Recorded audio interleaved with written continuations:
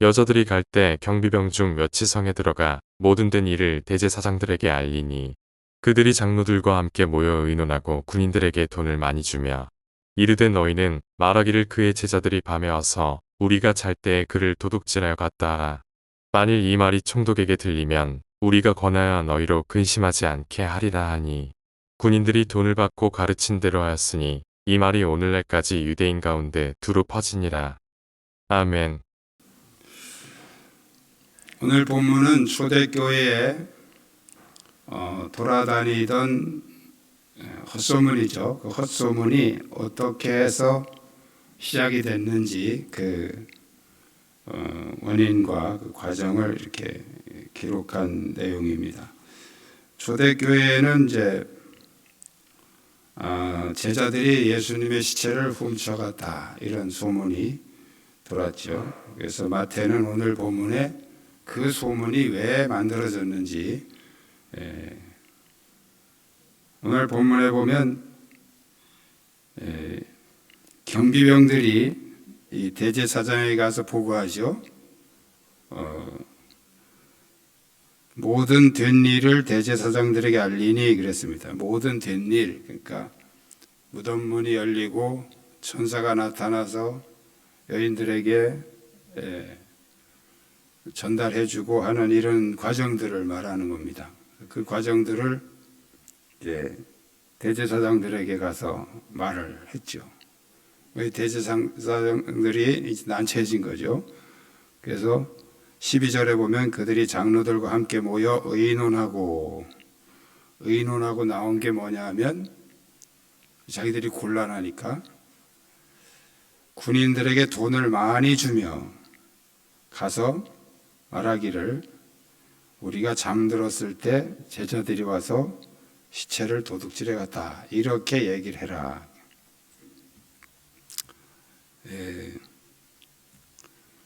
요즘에 그 댓글 부대라는 게 있어요. 댓글 부대. 그래서 인터넷에 이렇게 막 댓글을 달아가지고 지지자들이 많은 것처럼 이렇게 부풀리는 그 댓글 부대. 제가 이걸 보니까 댓글 부대가 생각이 나요. 이 군인들에게 돈을 많이 주면서 막 소문을 퍼뜨려라. 막 그 소문이 뭐냐면 우리가 깜빡 잠든 사이에 제자들이 시체를 훔쳐갔다 이렇게 소문 내라는 거죠.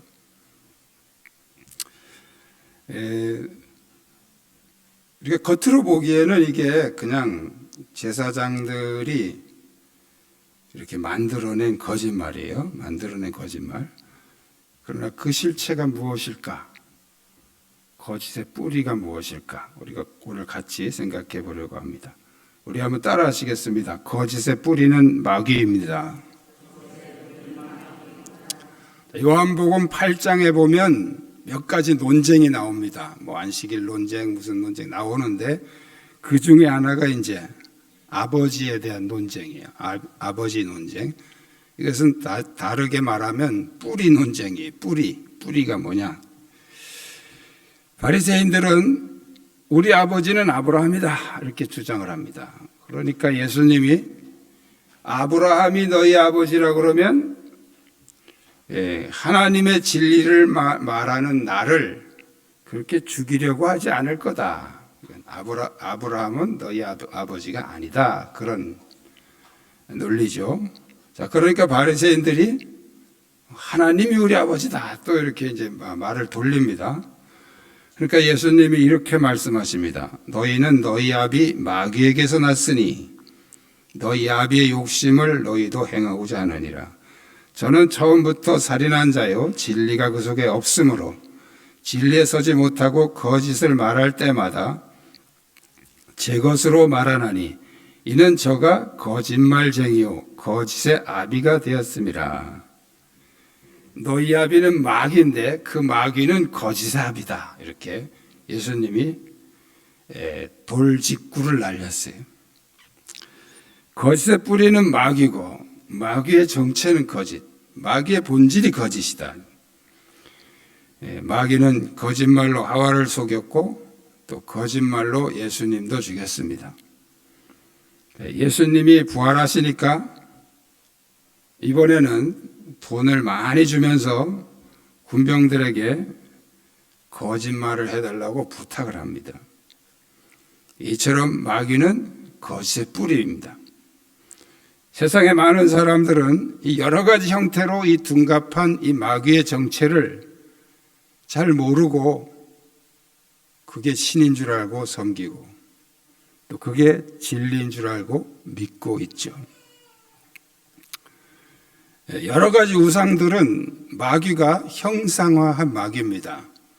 그 뭐 나무로 깎은 게 그게 무슨 신이겠어요? 그런데 마귀가 그것을 형상화해서 사람들의 그 머릿속에 이게 너의 신이다라고 이렇게 형상으로 사람들의 머리를 이제 공격하고 있는 거죠. 또 여러 가지 이단들 있죠. 이단들은 바로 이론화된 마귀입니다. 마귀가 이론을 만들어서 그럴듯한 이론을 만들어서 그게 진리인 것처럼 속여서 믿게 만드는 거죠. 그 다음에 각 나라마다 있는 이 미신은 사상화된 마귀입니다. 그리고 조상제사. 조상제사는 교리화된 마귀죠. 마귀가 조상제사를 교리화해서 하나의 종교하고 결합을 시킵니다. 그래서 조상제사를 그냥 부모에게 효도하는 거다 이렇게 교리를 만드는 거죠. 시편 106편 28절에 보면 이렇게 말씀하고 있습니다. 그들이 바알부올과 연합하여 죽은 자에게 제사한 음식을 먹어서 그들 가운데 재앙이 유행하였도다. 바알부올과 연합하여 죽은 자에게 제사한 음식. 이게 뭐예요? 죽은 자가 누굽니까? 조상이에요, 조상. 그러니까 이 바알 종교가 조상 제사를 이건 부모에게 효도하는 거야 하면서 교리화를 만들었어요. 우리나라 똑같죠?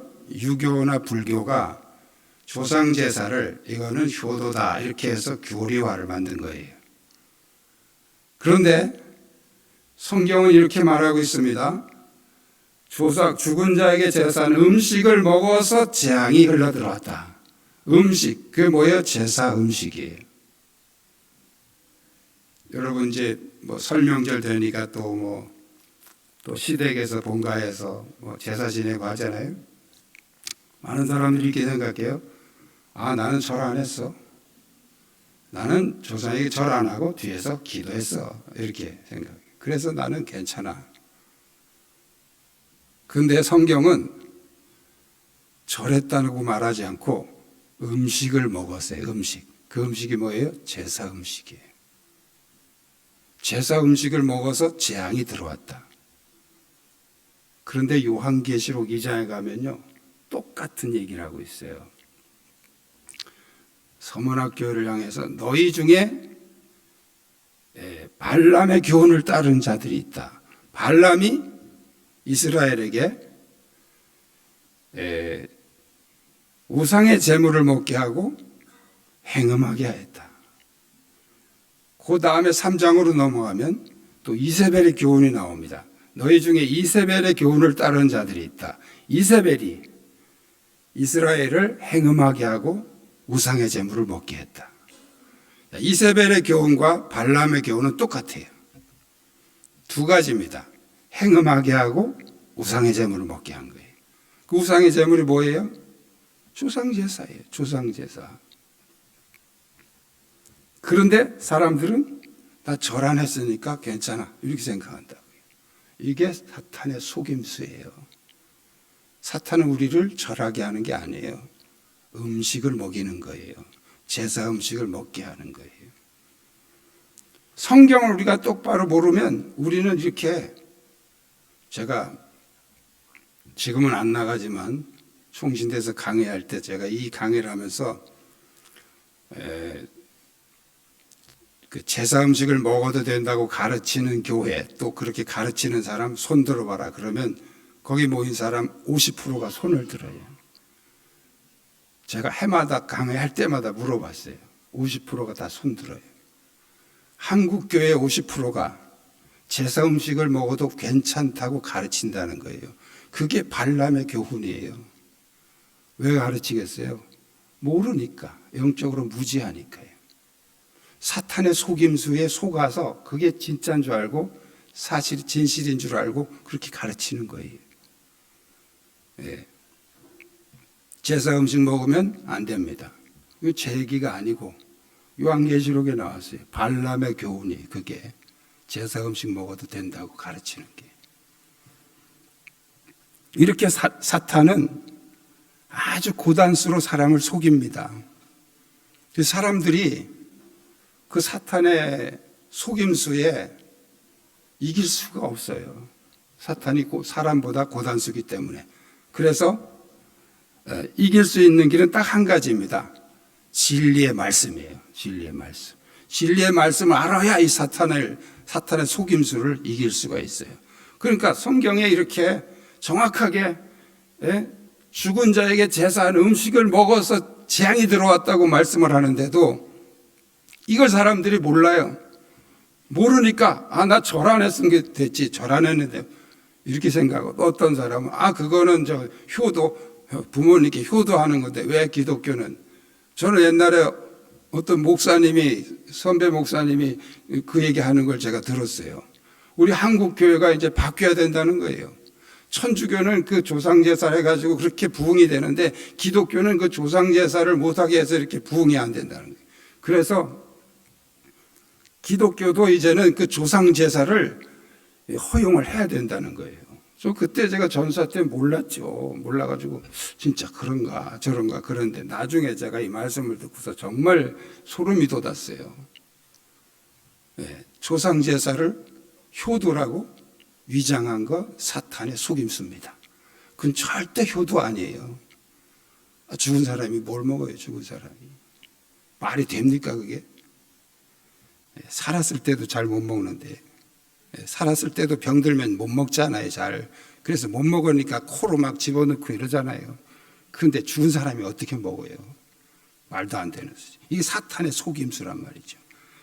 그러므로 성도가 그런 사탄의 속임수에 속아가지고 자꾸 그런 데 같이 빠져들고 그러면 하나님보다 마귀에게 더 가까이 있다는 걸 명심해야 됩니다.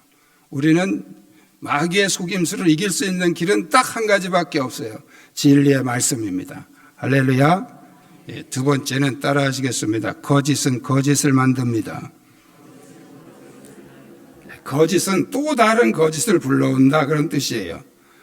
유대인들이 이렇게 많은 돈을 주면서라도 거짓말을 만들어낸 것은 바로 자기들이 거짓말로 예수님 죽인 걸 감추기 위해서예요. 그걸 감추기 위해서 돈을 들여서 또 다른 거짓말을 만드는 거죠. 거짓말을 드러내려면 진실이 필요하지만 거짓말을 감추려면 반드시 거짓말을 해야 그 거짓말이 감춰집니다. 야곱이 아버지를 속이고 형 대신 자기가 이렇게 축복을 받는 그런 과정을 보면 처음부터 끝까지 다 거짓말이에요. 다. 이렇게 말합니다. 너는 누구냐? 나는 에서입니다. 거짓말이잖아요. 지가 야곱인데 무슨 에서예요. 아버지께서 내게 명하신 대로 내가 하였사오니, 거짓말이잖아요.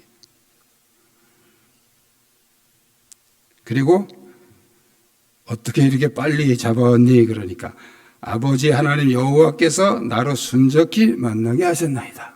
막 하나님까지 끌어다가 막 거짓말을 만드는 거예요. 계속 막 제2, 제3, 제4의 거짓말을 계속 만들어요. 내는 거죠. 거짓말을 한번 하게 되면 그 거짓말을 감추기 위해서 어쩔 수 없이 또 다른 거짓말을 해야 하기 때문에 아예 처음부터 거짓말을 하지 말아야 됩니다.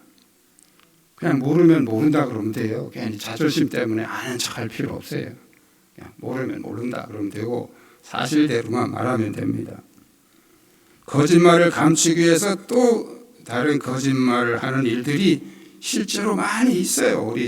우리 주변에서. 자, 이것을 거짓말의 눈덩이 효과라고 부릅니다. 거짓말의 눈덩이 효과. 어렸을 때 눈사람 만들어 보셨죠? 요만하게 뭉쳐요. 그래가지고 눈에다 계속 굴립니다. 나중에는 이만큼 커져가지고 밀어도 안 밀려요. 그 정도로 이렇게 커져요. 이 거짓말의 눈덩이 효과. 하나의 거짓말을 감추기 위해서 또 거짓말, 또 거짓말 계속해서 이렇게 눈덩이처럼 불어난다는 뜻이죠. 1972년에 미국의 대통령 선거 당시에 이 공화당 측에서 민주당 그 본부에다가 도청 장치를 설치한 사건이 있었습니다. 이걸 은폐하기 위해서 이 닉슨 대통령과 그의 측근들이 계속 연이어서 거짓말을 하게 되었죠. 그런데 결국은 감출 수가 없었습니다. 이 스캔들로 인해서 닉슨 대통령은 사임을 하게 되었는데 이 사건을 워터게이트 사건이라고 그렇게 말합니다. 대답하기 곤란한 것은 그냥 대답 안 하면 돼요. 그리고 안 좋은 것은 꺼내지 않으면, 안 좋은 얘기는 안 꺼내면 됩니다. 거짓말을 가리기 위해서 또 다른 거짓말을 하는 것은 그렇게 하면 감출 수 있다는 착각 때문이에요. 그런데 절대 못 감춥니다. 반드시 드러나게 돼 있습니다. 시간이 지나면. 거짓은 거짓을 만들게 되기 때문에 아예 처음부터 거짓말을 하지 말아야 됩니다. 할렐루야. 세 번째 따라 하시겠습니다. 거짓은 교회를 공격하는 사탄의 무기입니다. 마태복음 5장 11절에서 예수님이 이렇게 말씀하고 있습니다. 나를 인하여 너희를 욕하고 박해하고 거짓으로 너희를 거슬러 모든 악한 말을 할 때에 거짓으로 악한 말을 한다. 이게 뭐예요? 교회를 공격할 것이다. 사탄이. 무엇으로? 거짓으로. 그래서 거짓말을 퍼뜨리고 그렇게 해서 교회를 막 혼란스럽게 하고 또 성도들을 이간시키고 이게 전부 다 사탄이 하는 장난질입니다. 거짓말로 하와를 공격해서 자기 편을 만든 마귀는 계속해서 하나님의 백성들을 이 거짓으로 괴롭혀 왔습니다. 지금까지 교회 역사 속에 수많은 핍박과 순교는 사탄의 거짓된 말과 소문으로 인한 것이었습니다.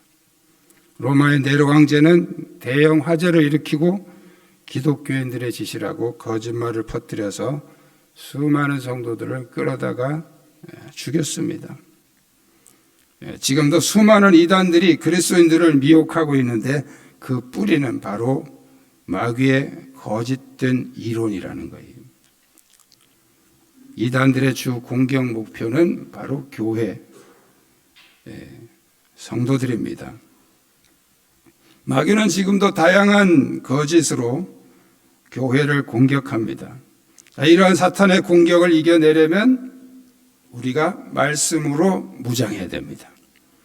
거짓을 이기는 길은 진실이기 때문에 이 진리의 말씀으로 무장한 사람만 이런 마귀의 거짓 유혹을 이겨낼 수 있습니다.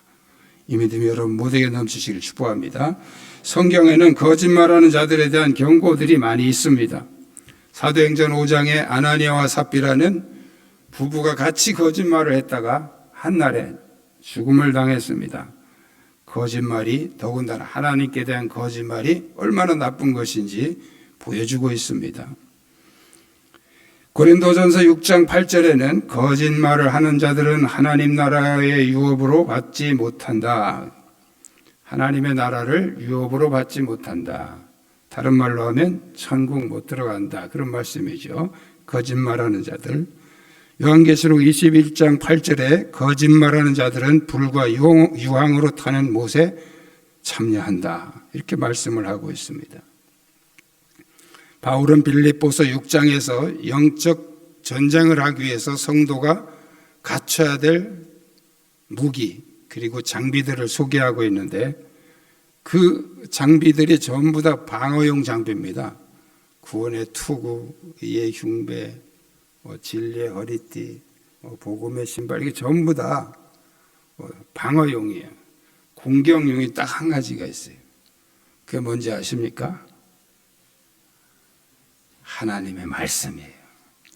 그 하나님의 말씀을 성령의 검이라고 표현하고 있어요. 성령의 검, 곧 하나님의 말씀을 가지라. 성령의 검, 하나님의 말씀만이 마귀를 공격할 수 있는 유일한 무기라는 거예요. 어떤 사람들은 그럽니다. 기도를 많이 하면 마귀를 이길 수 있다. 기도 많이 해도 돼요. 그렇지만 말씀을 모르는 기도는 이 맹신의 맹신. 말씀을 붙잡고 기도해야 됩니다. 할렐루야. 말씀이 공격 무기예요. 그러니까 바울이 마귀를 물리치는데 기도 많이 하라 이렇게, 물론 기도하라고 많이 다른 곳에서 많이 강조를 하고 있어요. 그런데 반드시 말씀이 바탕이 된 기도예요. 말씀만이 유일한 공격용 무기이기 때문이죠. 여러분 모두가 이 진리의 말씀으로 무장해서 더 이상 사탄의 거짓 이론에 속지 말고 믿음으로 승리하시기를 주님의 이름으로 축복합니다. 기도하시겠습니다. 하나님, 우리